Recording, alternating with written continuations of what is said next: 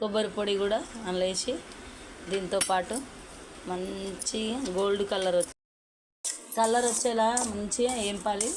చూడండి friends, gold colour నెయ్యిలా చూడండి, సిమ్లో పెట్టాలి మొత్తం. అది చేసే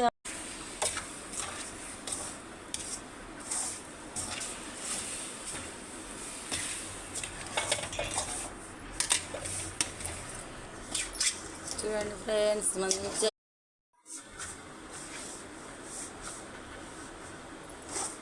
గట్టిగా అయ్యేలాగా ఉండాలి. లడ్డూలు చేస్తుంది చూడు అంత మంచిగా. లడ్డూలు చూడు ఎంత బాగా అయినాయో, మస్తు అయినాయి ఫ్రెండ్స్.